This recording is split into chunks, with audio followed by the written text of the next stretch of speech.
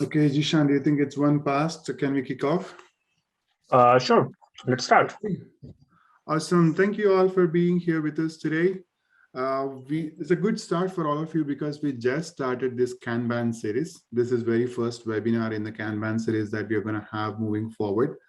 This would be an overview of Kanban. It's very high level. It's 1 hour. Usually we do 20, 30 hours of course for Kanban, depending upon the time and the audience that we have. But this is going to be a pretty high level webinar talking about few things that we do in webinar in Kanban and what Kanban is and all of those things. The agenda is listed there. We are very excited. Thank you so much for being here with us today. And let's go ahead and get started without any delay.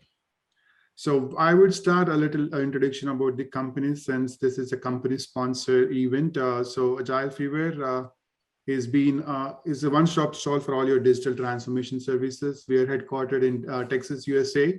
We are operating in multiple countries. Now, if you can see that the list below: United States, Canada, India, Australia, and we are growing rapidly. We do agile consulting, meaning the agile maturity consulting, coaching, training, and staffing, whatever is required for your digital transformation, these services. And areas of consulting, transformation, DevOps, test automation, ALM adoption, and whatever is required. Again, going back to, I said, one-stop shop for agile digital transformation.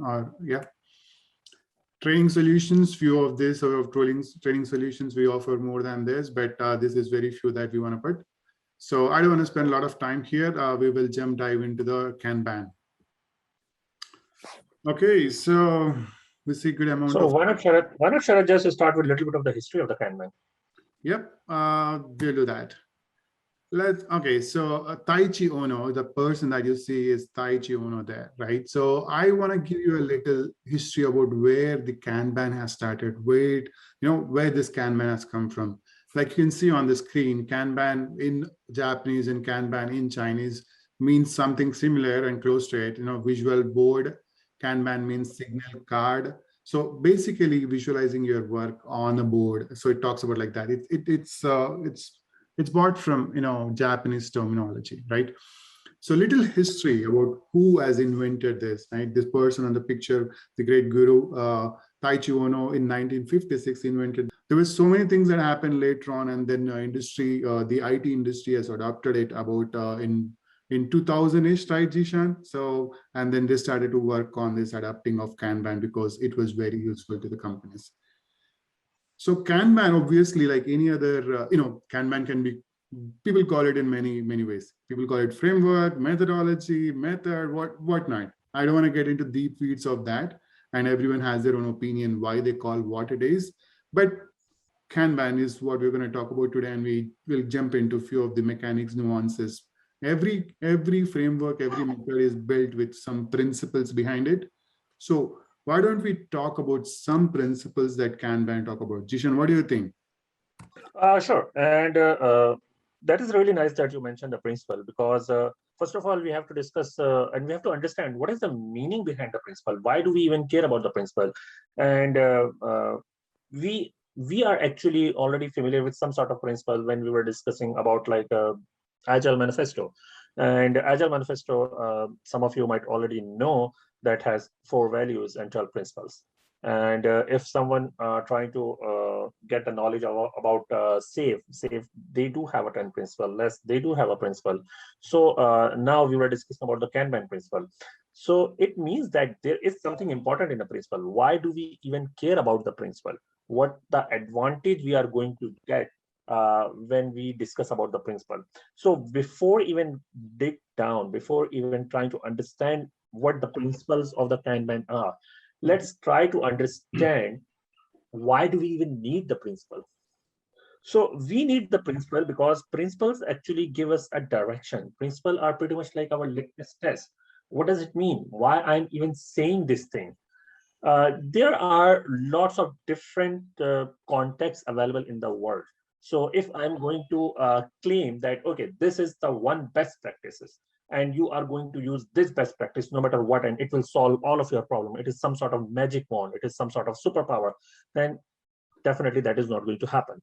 There is no such a thing as that magic wand that will magically solve all of the problems.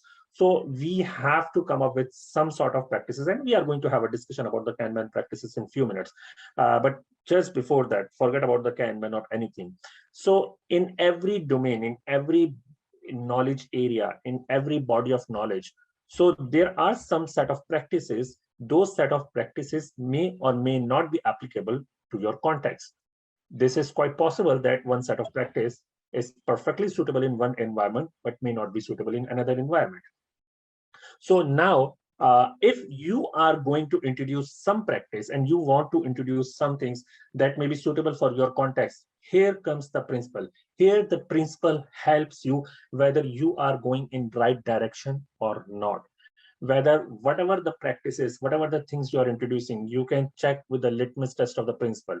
If those set of practices, those things you are going to introduce in the organization, in the team, in the personal capacity, in whatever way you want, if those things are aligned with the principle, then you are going in a right direction. If you are in a violation of the principle, then it means that you are not going in a right direction.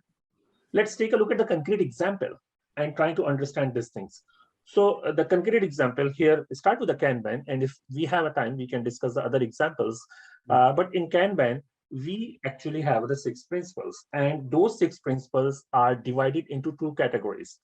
So you can see the 2 columns here. So the 2 columns are 2 different types of principles. So one type of principle is the change management principle, and the another type of principle is the service delivery principle. So let's take a look at what does it mean, the change management principle and service delivery principle. So there are 3 principles in change management and 3 principles in service delivery. So take a look at the first principle. Start with what do you now. So this is very basic principle of the Kanban. Kanban is not advocating that you are going to change everything drastically. You are not going to introduce a new rules, new procedures, new mechanism, something else. So he said, start from where you are right now. So this is a very interesting and very attractive thing for most of the organization, because if the organizations are going to use some other practices, then depend on the practices, they might have to do some prep work. In some practices, some framework, some body of knowledges, the work can be comparatively less or comparatively huge. In Kanban, they said start from where you are. And this is what I'm going to say. You can take a look at the litmus test and you can see whether you are going in right direction or not. You will start from where you are. Take a look at the second principle, and that's exactly what is written below the first bullet point. Start with what do you now. Understand the current process as usually practiced and respecting the existing role, responsibility, and the job title.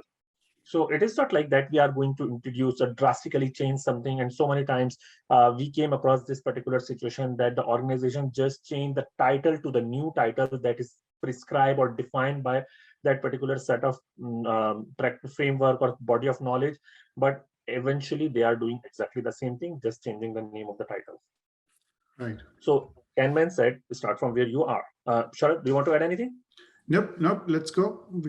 Okay. So gain agreement to pursuing improvement through evolutionary changes. So we are continuously making the changes to improve ourselves, and we are going to see in the second set of principle also. So it is not about we stop after looking for where we are, but eventually we are improving the things. And this actually helps us to go to the next one. This is a very good segue that encourages the act of leadership at all levels. So we are not saying, okay, the top levels are only the leaders. So we are trying to encourage the leadership, because leadership, again, it can be a completely different rabbit hole. We can have a whole discussion of this thing, the leadership versus management. So it does not mean that you have to have a manager and someone is reporting to you. So leadership does not mean that someone is reporting to you. So it is encouraging the leadership at all levels, whether someone is reporting to you or not. So this is one set of change management principle, because that's actually help us to make a change in the organization. So these principles are focused on the change. The other set of principle, the service delivery principle, actually help us to deliver the service to the stakeholders and the customer. And take a look at what it is. take a look at the very first principle. Understand and focus on the customer needs and expectation. What is the point if we are not delivering something to the customer? So Right. if we are looking from the customer centricity point of view, if we understand what the customer needs, then whatever the practices we are doing is making sense. If we are just introducing some practices for the sake of practices, and we are not caring about whether the customer is getting the value or not, then probably we are missing the very important point. Because from the customer point of view, customer doesn't care whether we are using the Scrum or Kanban or less or Save or PMP or project management or whatever it is for the end product. How many times one of us, any one of us, and feel free to write an answer in the chat if you want to make it a little bit more interactive. How many times we bought any single product because it was use the Kanban or Scrum or less or Save or PMP or something else? So the whole point is that we are focusing from the customer point of view. That is our customer centricity. That is our principle. Right. Manage the work. Let the workers self-organize around it. And the self-organizing is so important. It is also mentioned in Agile Manifesto that we are at none. I saw the answer, none. Thank you, awesome. Let me see if what the other people are saying. None. Zero times. And Right. that's exactly what the point is. When we are buying something because of the value, then we are expecting the same thing. Our customer are buying something because what the value we are providing to the customer, not because what the process we are doing. If we are using one of the very sophisticated process, whether it's an in-house process or whether it is a process for some well-known things, and we are not helping the customer, then the customer is not going to buy only because of the process. Process is not for the customer. Can I add a Sure, point? sure, you want to add something? Yeah, definitely. So guys, most of the times we try to make our teams busy. We want to see them busy. We want to see them working. We want to see them working. But it's not important that you keep them on their toes, always keep them working if you're not delivering anything to your customer, right? Your team being busy versus you delivering value to the customer is totally different things. You can work on 1,000 things, but your customer can still be unhappy. So if you're trying to understand if my team is busy or not, or am I giving them lots of work, or are they getting them lots of work done? And if you're trying to measure that, I don't think you're measuring the right thing, right? Try to measure what your customer is, feeling at this point. Is he happy? Is he not happy? Why is he happy? Why is he not happy? You could do 1,000 things, your customer can still be unhappy. So think about, are you trying to measure the right thing? Are you looking at the right thing? Ishan, over to you. Thanks. Thank you. And you actually mentioned a very important thing that is related to the last principle, and regularly review the network and its policies to improve the outcome. Here, take a look at the word outcome. We focus on the outcome, not on the output. That can be, again, the whole conversation. Right. But that is the important point. What outcome we are providing to the customer, to the stakeholders? What value we are providing to them? If we are reviewing what the value we are providing and we are gradually improving that thing, that's what is important for the customer. Customer are not care about, actually, I will show you one of the example that is such an extreme example. Initially, I was a little bit shocked. In one of the organization a couple of years ago, they actually wanted to see that how many times the developers commit the code per day. I said, what? How does it matter? Do I really care the phone I'm using right now, they use the 1 commit per day or 500 commits per day? So that is just measuring the output, not the outcome. So from the customer point of view, it does not make any sense if we are too much focused on the output, not the value we are providing to the customer, and we are providing the outcome to the customer. That's exactly what the Sharath is saying. Yep. So awesome. On these things, yeah, there is one more thing. Outcome versus output. Yeah, Sharath, you wanted to say something? Yeah, so we're going to spend 2 more minutes in this area. I wanted to take an opportunity to give a couple of points here, right? So the second point, emphasis on the second point, manage the work, let the worker self-organize around it. Most of the times we tend to get into the notion of managing people. The people that we hire know what they have to do. Manage the work, give the work, and let them manage, let them manage themselves. Please don't try to manage the people. Don't be a micromanager. Try to manage the work. How am I delivering value to the customer? How can I manage it? What is the first thing that I have to deliver? What is the second thing that I have to deliver? Manage the work. not the people. How many hours is he put, how many time is he working, what is he doing, what is he not doing. Please don't manage people, because we hire knowledge workers, people who know what they are doing, right? So why do we want to manage them? You hired them because they're talented, right? Let them do their job. And it also gives you, the connection to the point where encourage acts of leadership at all levels, right? Because you hired these knowledge workers, they know what they are doing.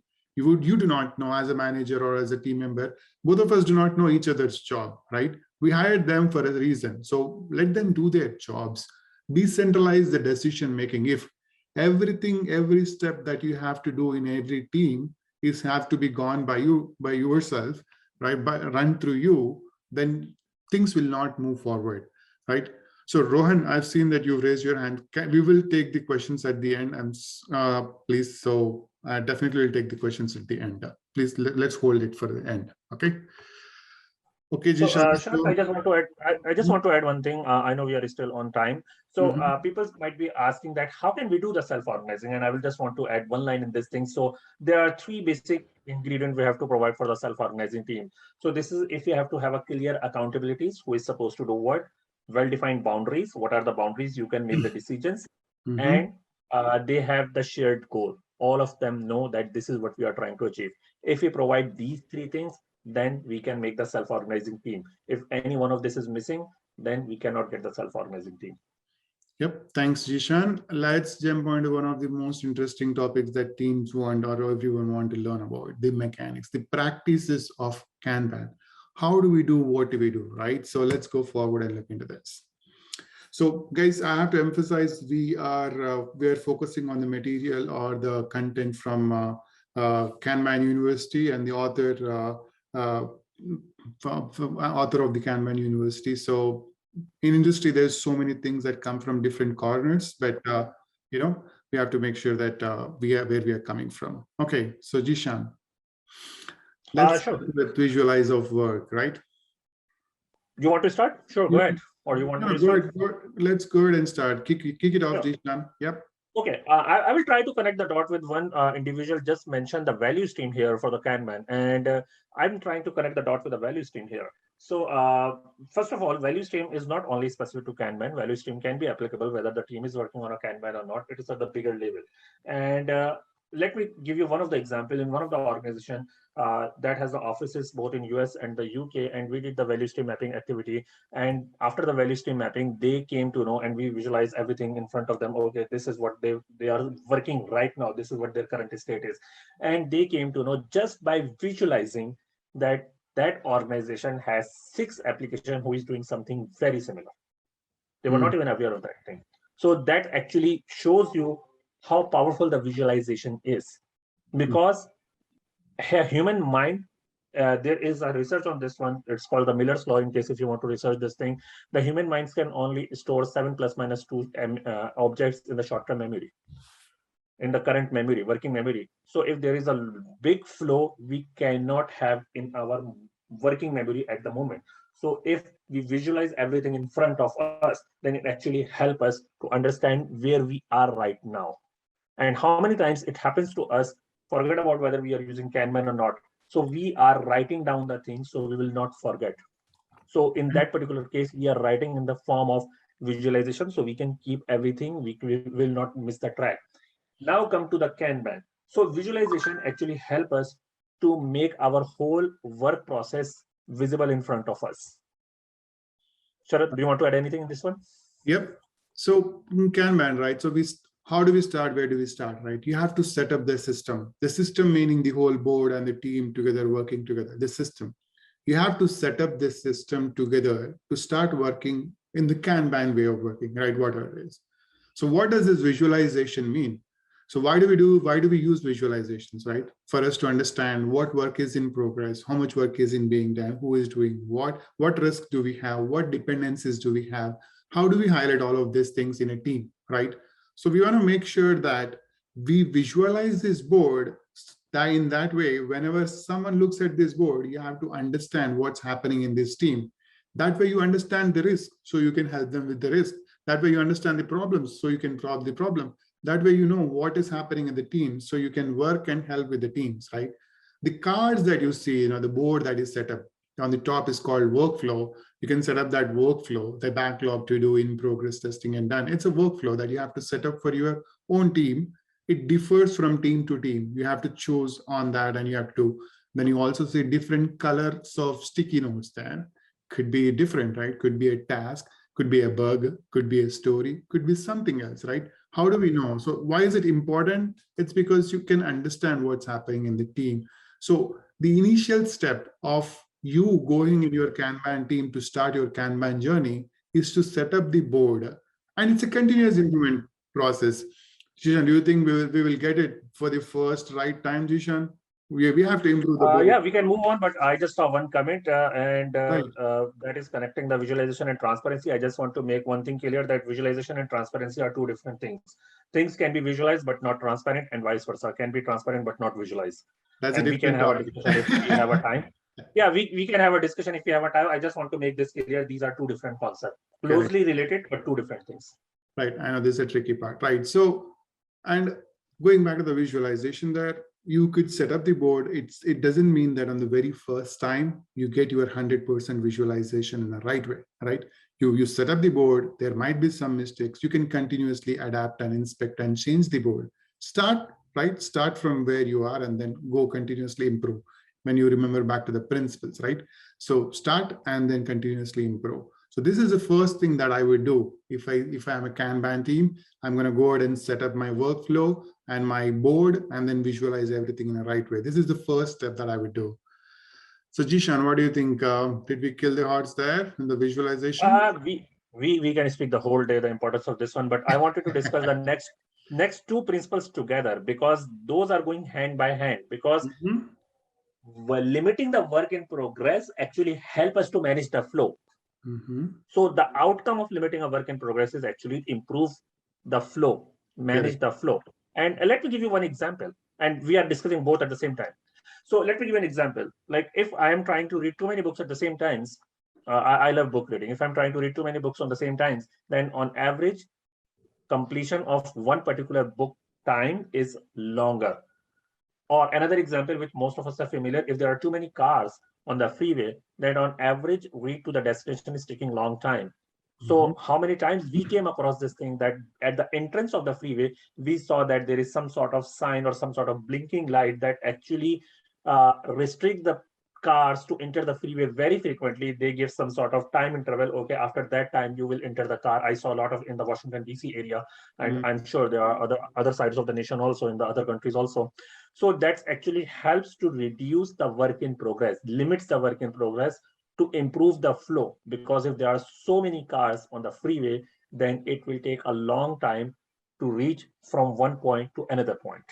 And this is a very nice example of the river, Sharath, you mentioned. Do you want to share about this particular example?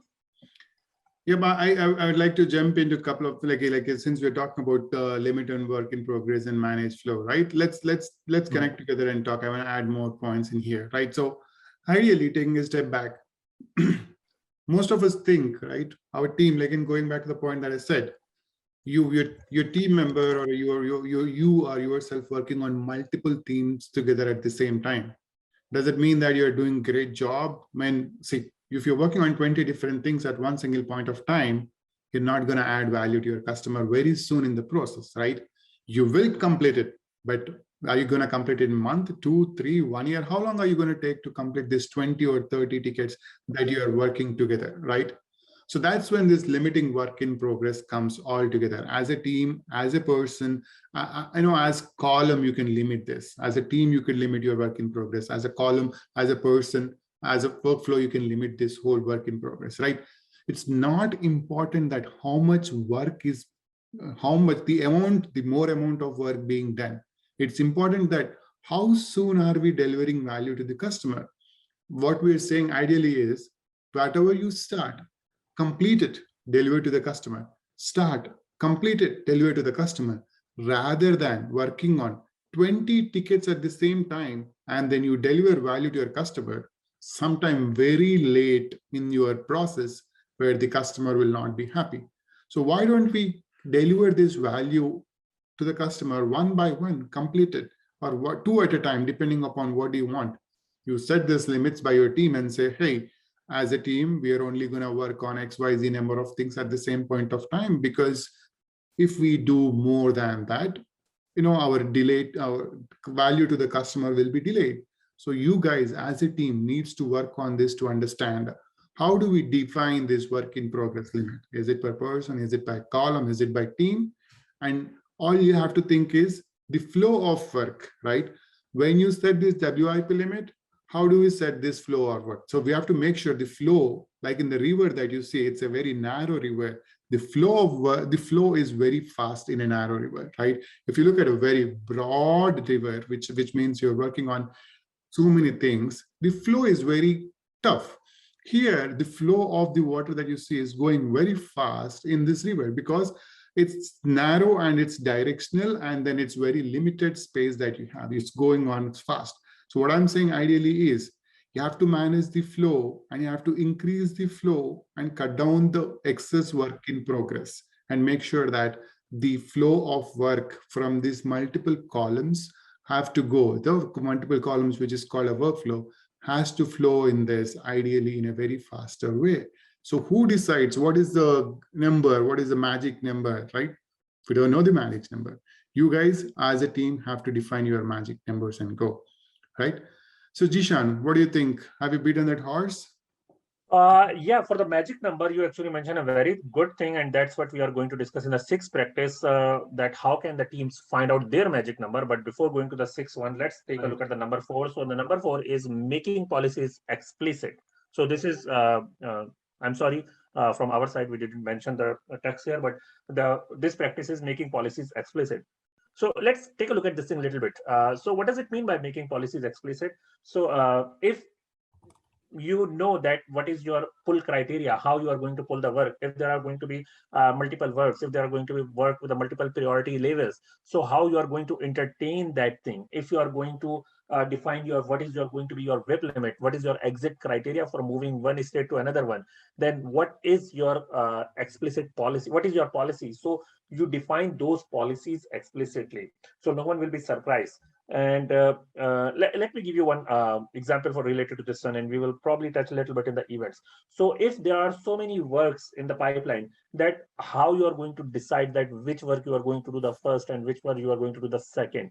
What is your pull criteria? How can you pull the work into your Kanban? And then how can you move from one particular state to another particular state? So what is the exit criteria for individual columns? So this is what does it mean, and why we are doing all these things, and why we are even managing the flow and all these things, because we, as Sharat already mentioned, we want to deliver the value quickly to the customer. So the quicker we can get the value to the customer, quicker we can get the feedback. And that is the key part of whatever the agile framework and practices we are doing. Right. We have to get the feedback from the customers so we can adjust ourselves. We can make the course correction. If we do not have that feedback loop implemented, regardless of what framework or what practices you are implementing, you can call it whatever you want, but definitely you are missing the feedback loop, so you are missing the agility part. You cannot do the course correction. Right. When you're not doing inspect and adapt, when you're not improving continuously, you are already doing waterfall, right? You're just doing mini waterfalls, right? You can call you're doing wonders, and you're not doing agile, you're not improving, right? So I think great point, Jishan. I think you've nicely connected it to the implementing feedback loops, right? And feedback loops is ideally taking feedback from the customer or the stakeholder who is directly responsible for or indirectly responsible for the product, right? Like I said, in waterfall days, we have done great things, but we have delayed the feedback, right? And now also we delay the feedback most of the times. And hey, do I have to take the feedback every day in the evening? Do I have to do it 2 days? Do I have to do it 3 days? I'm not going to answer that question for you. Who answers that? You have to decide it by yourself as a team. What is the right feedback loop? What is the right time for us to take a feedback? Is it, if it's 1 day, it's 1 day. If it's 1 week, it's 1 week. If it's 2 weeks, it's 2 weeks. But ideally, you want to make sure that you are building something, getting the feedback, and making sure you're not doing the same mistake again, and you're continuously improving, right? So, and then actually, not the same mistake. Yeah, actually, Sharat, you beautifully connected the last practices right. with this one. And the last practices, as you said, I can sense that what you are going to do, that the last practices improve collaboratively and evolve experimentally. So you have to do some experiment to get up with whatever is best suitable for them.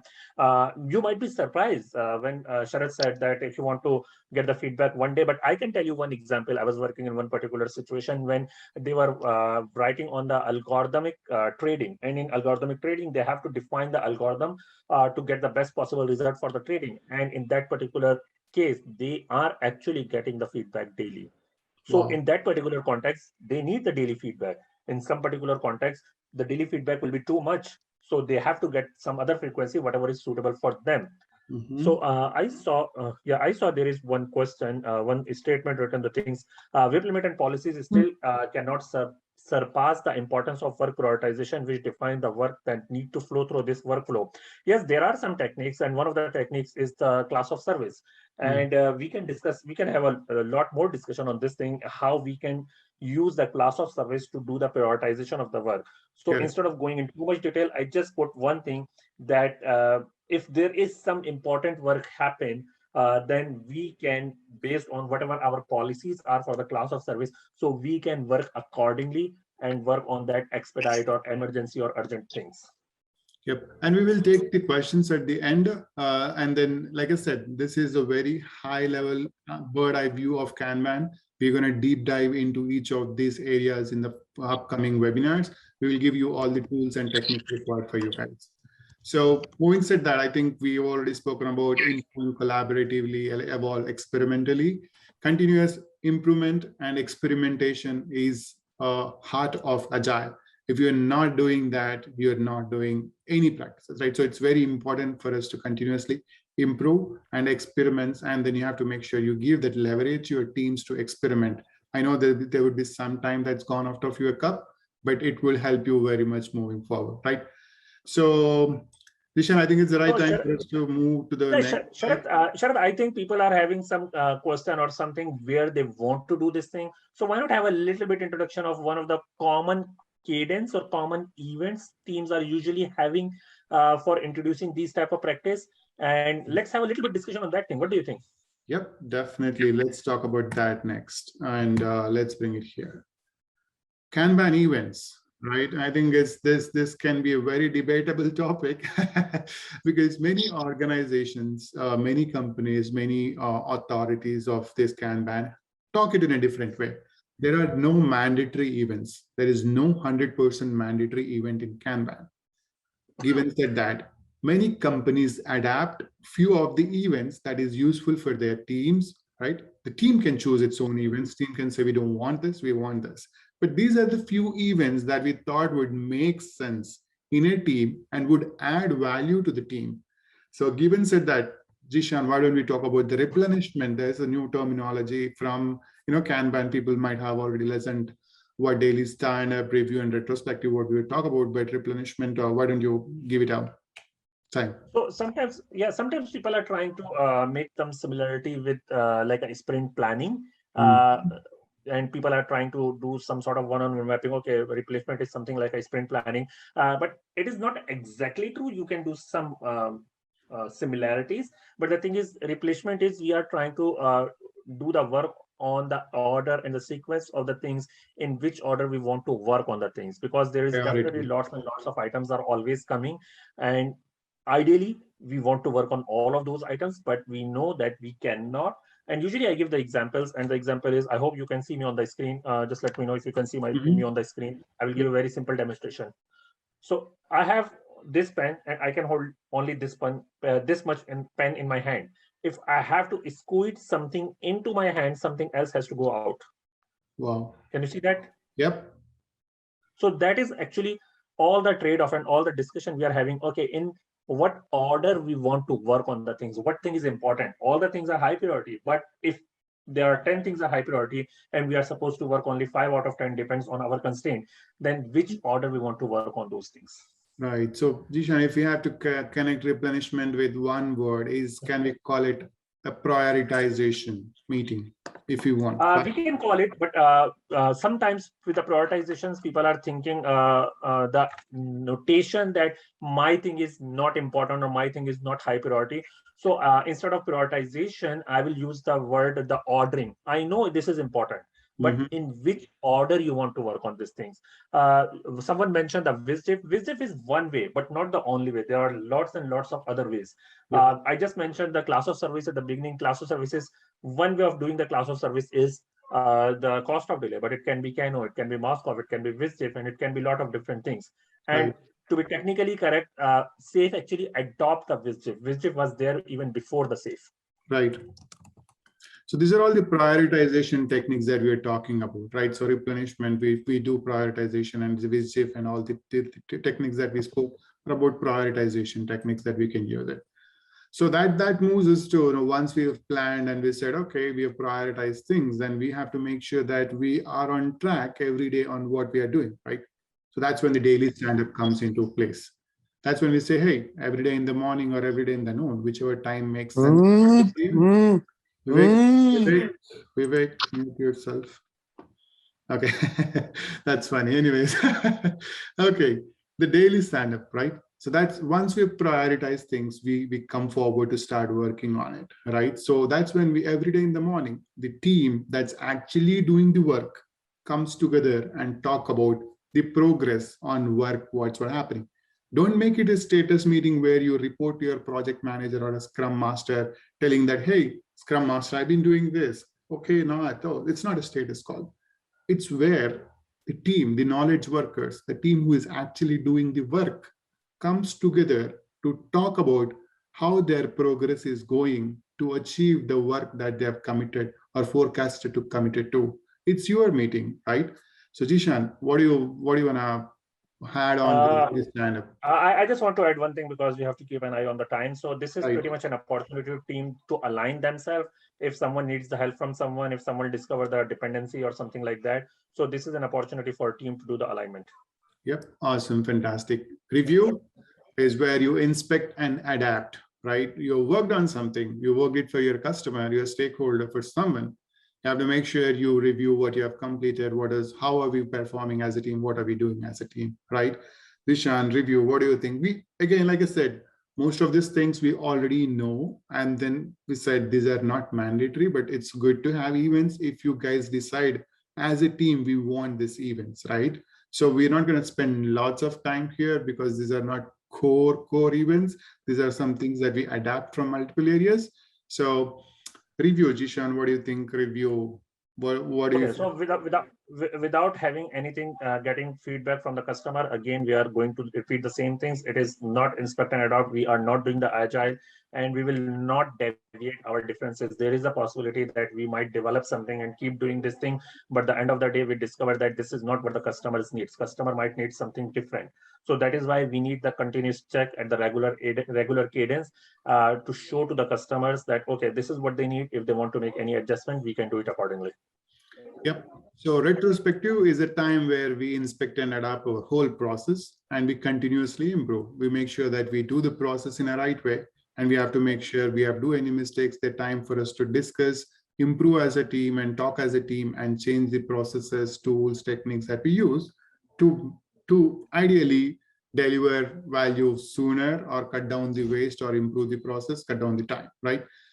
So given said that, so there's a comment, Jishan, on the chat. It says more details. I saw that there is one question, and let me give you one example related to that one. And the example is about the replenishment that let's suppose take a look at the emergency ward of the hospital. So in the emergency ward of the hospital, there are lots and lots of patients are coming. So the nurse at the emergency ward, the nurse is going to decide which particular patient is important to pull right now. So it needs a treatment. Just imagine if one person goes there with just a little bit toenail fracture and another person goes there with a lot of bleeding, who is going to be pulled? So that is what is going to be decided. who is going to be pulled first, and they have the criteria. I'm not a medical expert, but in one literature I was reading that they have a criteria of the 5 levels of the different priorities. Some hospital might have more, some hospital might have a less, but maybe you will, triaging, you can get the triaging. So maybe you will have an idea that how they are going to pull the customer and which order they are going to pull the customer or the work. In this particular case, the work. Does it make sense? Yep. So one point. So if you have a lots of work that's coming into your board, your customer, your team, you cannot work on everything because not everything adds value to the customer. As a team, you come together to look into the backlog that you have and say, this is the most important things that we have to do in the next few days, months, weeks, whatever things that you want to do, right? It's a place where you meet and prioritize and order the work that you have, depending upon the value that can be delivered, depending upon the cost of delay, could be any kind of things that you do as a team. So soon we'll be happy to help you with more details moving forward. So let's just jump, keeping time in mind, we will move forward here. So we have to make sure. we can talk the whole day on this one. Right. So see, we do lots of things here, right? We have to make sure how are we doing as a team, right? How are we doing as a team? How are we working as a team? How are we delivering to the customer? How is the customer happy, right? So Jishan, I would let you crack this and then I'll jump in later, right? Sure. We little bit discussed this thing. I shared one example when one of the my previous assignment, someone is asking how many commits one individual is doing, and yes, that is a metrics. But it does not mean if you can measure something, it does not mean that you have to measure all these things. So measure what is important. Usually I give another example that suppose you are a passenger in the aeroplane and what information you are actually looking at your entertainment screen. Most likely you are getting the information like what is your height, what is the current temperature, what is the time for destination, how long your flight is remaining, how long you have been in the air or something like that. Maybe sometimes a little less, sometimes little more. But take a look at the situation of the pilot who is in the cockpit right now. The pilot has tons and tons of meters. I'm not an astronomical guy. I don't know all this detail, but I'm just guessing that the information might be what is the burn rate, how much fuel is remaining, what is the RPM, what is the angle of attack, and tons of information. Do you think all this information is suitable for the passenger who is sitting in the plane? Probably not. It is just a noise. So we can measure a lots of different things, but it does not mean we have to measure all these things. Just like we can measure how many commits one developer is doing on a daily basis. But do we really need to measure that thing? Is it really going to add any value? So this is what we are going to discuss here about the flow matrix. And what does it mean by the flow matrix? So flow matrix is we are going to measure that is helping us to understand what is the current stage of flow. And when I said the flow, it means flow of the value to the stakeholders, flow of the value to the customer. So we are going to measure how good our flow is. And these are the 4 metrics we are going to discuss that actually help us to understand what is our current state of the flow. Sharath, anything from your side? Nope. So yeah, so go ahead, Jishan. I'm looking at the time, and then go ahead, please. We'll have to give. Okay, sure. Sure. So these are the 4 basic flow metrics. So cycle times actually help us to understand if we started something from start to end, how long does it take? Obviously, the longer the cycle times, the less frequent we will get the feedback. It is something very similar to if we start our journey to the reaching somewhere in a destination, then how much time it is going to take to reach the destination. Right. Work in progress. Sir, do you want to add something? No, I just want to echo what you said, right? So if you're looking at your Kanban board, the cycle time starts when you move your ticket from to do to in progress. The time the ticket goes into in progress from the time to it's completed. The work you started the work, from the time you started the work to complete the work is what the cycle time is. So Jishan, yeah, that's all I want to add there. Thank you, Sharath. So work in progress, how many items are currently in flight? It is different than work in progress limit. There is a possibility you might have work in progress limit like 5, like at particular time cannot be more than 5. But in this moment, you only have 3. So your WIP is 3. It is something similar to how many vehicles are on the freeway at one particular time, how many books I am reading right now, how many planes are on the runway to take off. So this is WIP. Throughput is how much work we have completed per unit time. Per unit time can be a day, can be a week, can be a month, whatever your unit time is. It is something like how many books I have completed, whatever my time frame is. How many cars have been reaching to the destination and one particular time, whatever the time frame is. So that is a throughput. Work item age is we have started some work, but it hasn't finished yet. On average, how much work item has been completed and defined in duration. Thank you. Yep. So in work item, that's pretty much like a little bit more formal definition. Yeah. And work, I'm just trying to cover all these things at one things. So we will get enough time for you to have a question and answer with us. Did you say that the work in progress cannot be more than 5 parts? Just to clarify, please. No, I'm not saying this thing. In some cases, it is you have to violate the WIP limit. For example, all of a sudden, you got the expedite. Just take a look at the emergency ward of the hospital. If your doctor are treating only 5 passengers at a 5 patient at a time, and all of a sudden some critical patients come, what your doctor are going to say? No, we are not treating that patient. Let that patient die. So sometimes, depend on the situation, you violate the WIP limit. But obviously, it should be exceptional cases. There should be some clearly defined policies, make policies explicit in which particular case you can violate the WIP limit. Because if you're not doing this thing, then everyone will say my work is expedite and violate the WIP limit, and it will go to the chaos. Yep. So work item age, you started something, but you haven't finished yet. It is still in flight. And this is a very important distinction, because if it finished, then it becomes a cycle time. So just imagine you start driving to your destination, but you haven't reached your destination yet. So how much time has been passed? You are still on the driving mode. And when you reach the destination, it becomes a cycle time. Why this is important? Because you are still in flight. Now you can make the course correction. Now you can say, okay, my work item age has been increasing. What can I do to make it sense? So I will go to my destination quickly. I will still achieve my service level agreement or service level expectation. So this is a one very broad, quick overview of the flow matrix. There can be a lot of detailed conversation about in this one. So I just want to give it back to the Sharad. So in case if he wants to add some dimension in this one. Right. So yeah, since taking time into consideration, we can talk here for hours and hours and hours together, but we are trying to cut it down to as small as possible into very less sentences, right? So why does this metrics matter? Cycle time matters because the customer want to know when he gets what he has ordered or what he is waiting for. The WIP, the amount of work in progress, decides what the customer gets and when he gets it, right?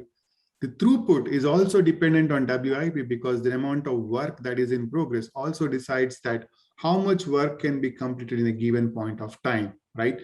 So ideally, the cycle time and throughput are totally dependent on WIP that we have. And so anything and every metrics that you have to track, you have to make sure you put your customer in place, in middle, and then think about them, right? So work item age, this work item age, you can look into it in every column. Let's just say your work item has been staying there in your design phase of workflow for like 10 days. You know that this particular work item is there for 10 days, and you know that there is a problem in this particular thing. The age has been adding and adding and adding. You know there is a problem. So that's where defining your right workflow and then tracking how many days the particular work item is being in a particular stage of this workflow also will help you to understand where you lack as a team in the whole process. Given said that, I will stop there and then we will open for questions. Thank you all so much, and we are open for questions right now. You could unmute yourself one at a time, and then you could ask your questions, please. Hello. Yep, we can hear you. Who's this? Okay. Hi, sir. I am Rohan Shah from India. Yep, first of all, thank you for sharing this information, which is very helpful. Right now I'm studying the MBA IT. I just have an academic question. First, if there is a scenario that if a team is working on a project and using a Kanban method, and if they get to know about that, okay, we have to change a methodology from one methodology to another methodology. So how can they shift from one to another? Like, what is the process, or like how can they transfer? Right. Oh, So we already discussed this thing interestingly. So this goes back to all the way to the principle and practices. So the Kanban principle is saying start from where you are.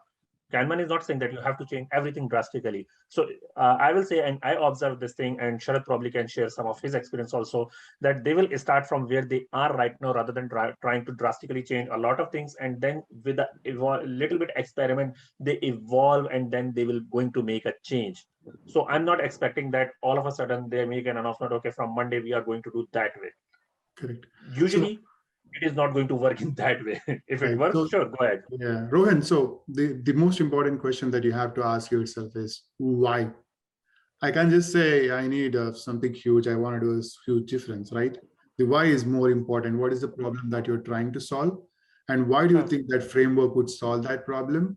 And it's a discussion as a team that you want to do to make a change. And it happens over the period of time. Like Zishan said, it's not going to happen in a day, right? And I think this is, Okay. yeah, I would love to answer this question in detail and like to help you. If you want, you can ping me offline on this. But ideally, did you understand the overall high level? I can Yes, sir. spend more time. Okay, awesome. Thanks, Rohan. Yes. So And the we're second one, the last question is like, on what basis? Because of, as I said, that I'm a student right now. Mhm. So like how to choose the methodology? Like, for example, if we are approaching, if we choose the agile. So in Right. agile, that how we can choose, like, okay, the Scrum is better for me, or the Kanban will work for me. So Rohan, like how? so this is totally out of scope of this particular Okay. session, Okay. but it's a good Okay. question. We will answer you because this is specified to Kanban. We will answer questions Okay. to Kanban, but I would definitely love to answer you offline. Is that okay? Yes, sir. No Okay, issues. awesome. Thanks, Rohan. So any Thank you. others? Yep, no worries. Any others who want to ask questions? Hi, Zishan. Please, I just wanted to repeat what you analyzed earlier with regards to the hospital. I did said that, what about if you have your whip to about 5? Can you go beyond 5 at any particular time? But I didn't kind of get you there. If you can just repeat that analogy, please. Do you understand the question, Jishan? So I think he's trying to talk about the WIP limit that you spoke about, right? And he said we just gave an example of number 5. It's just an example, Abu. I think if you go by Abu, so it's just an example, right? Jishan just first mentioning the number 5 as an example is not mentioning that it's everyone should use the magic number 5, right? So who decides? Okay, I will change it. I will say number X. Number X, right? So who has to decide this WIP limit? How do you decide this WIP limit? It's as a team. How much can you do as a team? How can you do as a team, right? As a team, you have to make sure you decide your WIP limits. And I'm saying 100% you'll get it wrong for the first time. Yep. Nothing wrong in getting it wrong. You will change it moving forward, okay? So 5 is not magic number. Jishan was just using it as an example. So decide as a team what is your WIP limits and start with somewhere, start with something, and then moving forward, you will know if it's good, bad, right, wrong, and change accordingly. Okay. So Sharath, maybe the confusion is I will give you at least 2 practices, but again, I repeat, as Sharath say, it is not limited to use whatever is making sense. I will tell you 2 practices.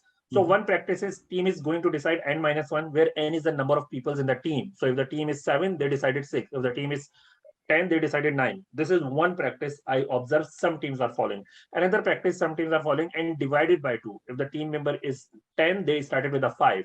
But the whole point is that start with somewhere and then see whatever is making sense, do the retrospective and inspect the effectiveness of the team and adjust it whatever is suitable for your context. Yep. So given said that, thank you, Jishan. Let's take another question here. Thank you. Okay, awesome. What other questions do you guys have? I see. Are we going to get the recording at the end of the webinar? This is one question. We will get that recording. And we have some great conversations going on in chat too. Fantastic. So there is one thing, you don't have to set a WIP limit for every column. Technically, you can do the WIP limit in multiple ways for the whole board, for the columns, for individual contributor for the class of service. Again, try to use whatever is making sense. I cannot give you one magic formula that is going to solve all of your problems, but I can tell you at least one thing at the individual level. If those individuals are not specialized, probably individual level WIP limit is not going to work. Those are going to work if those are the specialized skills individual you are not getting very often. Sometimes it is even shared resources. Okay, so Sirajuddin, I see your question on, I see your hands. You can ask your question, please. So you can, yes, you can. Okay, thank you. Sirajuddin, I'm trying to find your question. Yeah, hello. Okay. Yeah, hello, sir. Hello, please. Yeah, first of all, yeah, can the product owner work in a proper Kanban team? Repeat that again. Can a product owner, yeah, can a PO function in a proper Kanban team? We already answered a little bit similar on these things when Sharad was mentioning that it respects the current roles. If you do have the product owner, then Kanban is not saying throw it out. So Kanban respect the current practices, current roles, and current way. So yes, you can have the product owner if it is making sense to you. Again, you probably heard this thing again and again, the same patterns. It depends on you, it depends on the context, if it is making sense on you. And that's what the whole point is, that you are not going to get some magic formula from us. Okay, use this magic formula that will solve all of your problems. So Yes, is it the decision to nullify the product owner? Yeah, is it based on the team? Is it a decision made by the team? That's the question. Another way of looking at the question. Jishan, I can take that question. So yes, so so he was asking who makes the decision if there needs to be a product owner in the team for a Kanban team? Oh, yeah, so this is a question who needs to make a decision for whether would you need the product owner or not. Is this a question? Yeah. Okay, so the answer is quite simple. If you are looking for the principal's point of view, so from the principal point of view, it is the most important thing is if we provide the value to the customers, value to the user. That's what I'm saying. The principals actually help us. So if the team is going to make a decisions that helps the users, that helps the value to the product owner, sure. But usually when there are many decisions holder, when there are more than one decision holders, then it is going to be some sort of conflict, some sort of suboptimal value, some sort of local optimization. And usually in that particular case, we need the dedicated person who understands the business well enough to make a decision about the ordering and sequencing. Right. Did I answer your question? Yeah, thank you very much. Yep. Awesome. So there, Kanban, like I said, there's another question by MD. I see in the chat. There are defined roles by Kanban from some authors, and there are no defined roles in some of the authors. There are different places that we see. But again, like I said, if the team needs someone in that position to help you in these roles, please feel free to have. And if the team thinks we do not need that role, you do not have. You make the decision. And by saying that, we are off time. So thank you so much, everyone. Feel free to reach out to us on the email ID that's mentioned. If you have any questions, please reach us on LinkedIn or any other things. We are very happy to help you out as we go.